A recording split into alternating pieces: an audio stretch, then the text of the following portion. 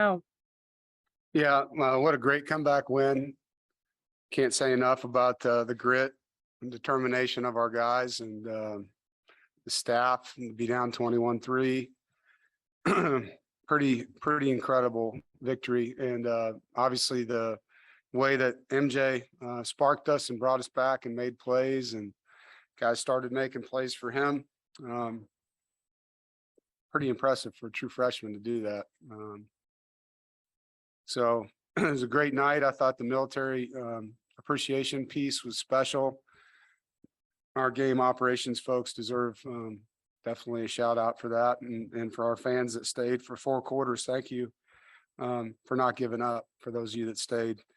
And, just when a team gets down like this, they need everyone they can get behind them.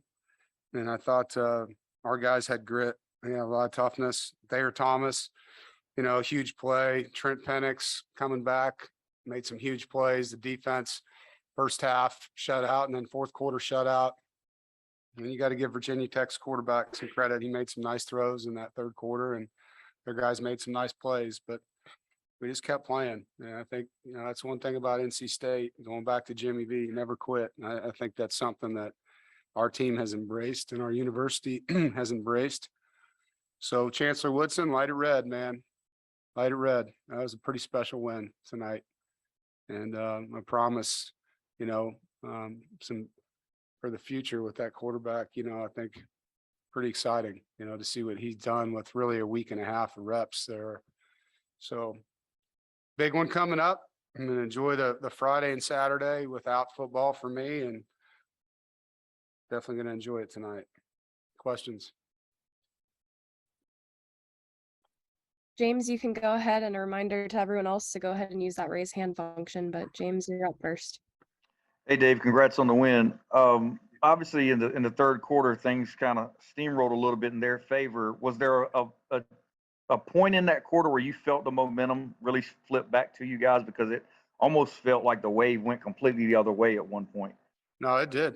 We gave up some big plays at corner and had a couple penalties that hurt us.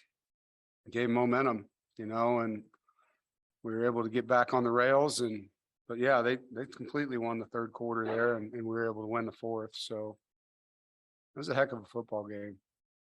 And just to follow up, I know you talked about MJ's performance, but to be able to end the game there with your being able to run the ball the last 5 minutes, can you discuss that a little bit? Yeah, I was proud of the O-line, tight ends, running back, Jordan Houston, the way he ran, MJ. But that was big to not give them another opportunity. That 3rd and 3 run by Jordan, I thought was an excellent run. But just grinded it out, did what was necessary to win. And I thought Coach Beck really called some key play calls there in that fourth quarter too. The tight end pop pass that we ran off a quarterback run to Penix that was uncovered. We got them confused. It was a really nice play call timing wise. And then the screen out of empty, out of our trips formation, we got him in cover 0. And as soon as I saw him lined up that way, I was like, man, throw it to Thayer, and he did the rest. So some timely calls. Coach Gibson was really aggressive in the fourth quarter. And we moved Tyler Baker-Williams out the corner. So there's some really good adjustments being made, I thought, in that second half by our staff, and they deserve a lot of credit for that. Thanks, Dave. Yep. David, go ahead. Hey, Dave, congrats on the win. What gave you the confidence from what you saw in MJ in the first half to make him, your lone guy in the second at quarterback?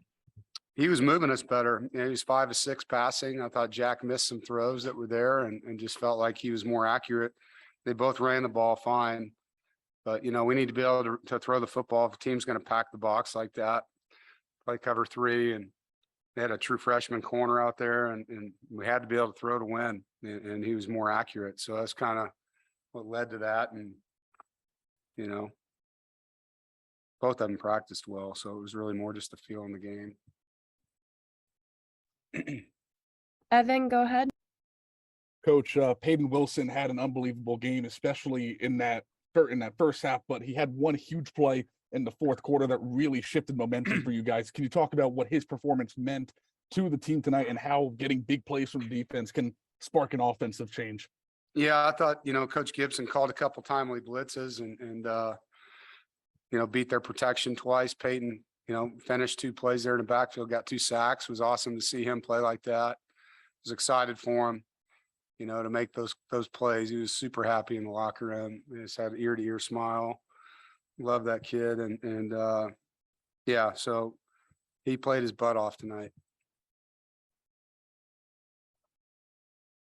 Luke, you can go.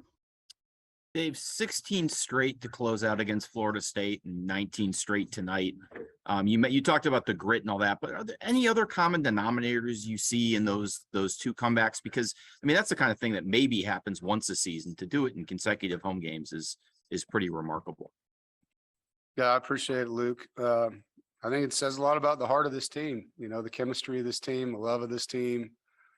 Florida State, it was Jack, that brought us back. And this one, it was MJ. And the kids just don't quit here. We've built a culture of persistence and perseverance and love. And it shows.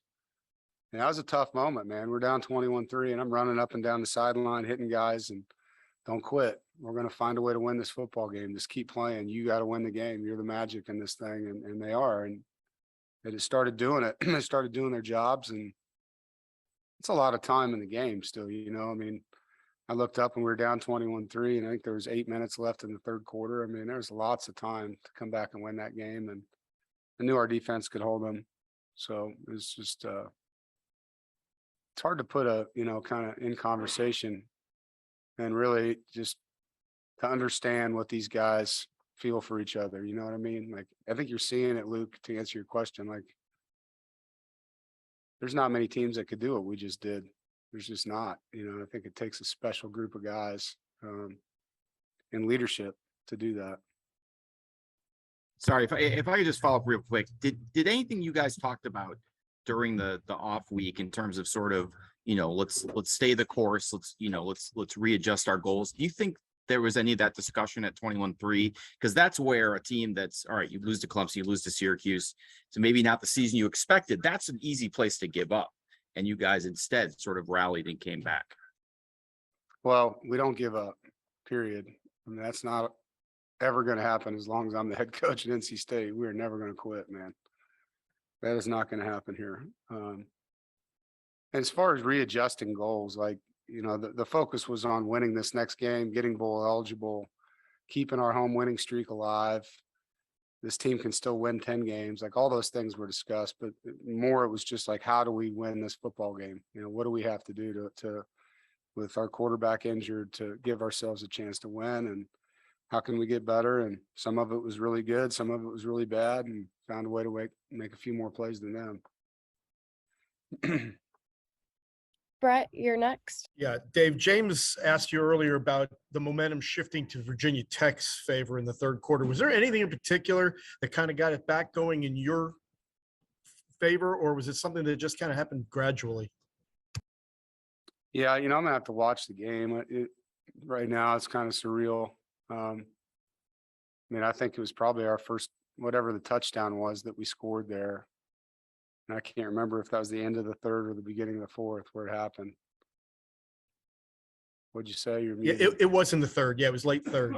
Yeah, and that's where I felt like the sideline all of a sudden believed. I think he threw a touchdown to Thayer, didn't he, on a slot fade? Yeah.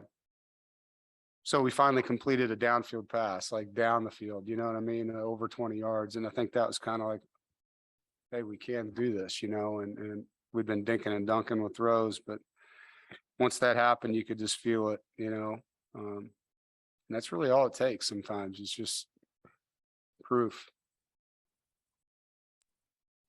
And Ethan, you're going to have our last one for Coach Doeren, so you can go ahead. Hey, Coach.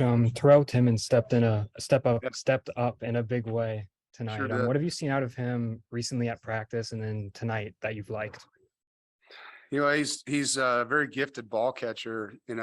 He can go up and track the football and elevate. He's got really, really good speed, and he's just been coming on. Our defense has been just raving about him on the scout team, and felt like we needed another playmaker on offense, a guy that could stretch the field, and Anthony Smith's out. So just, looking for another way to get a vertical threat in the pass game. And you saw a glimpse, like this guy's really, really special. And once he learns the offense, he's got a huge, huge upside. Thank you, Coach. Yep.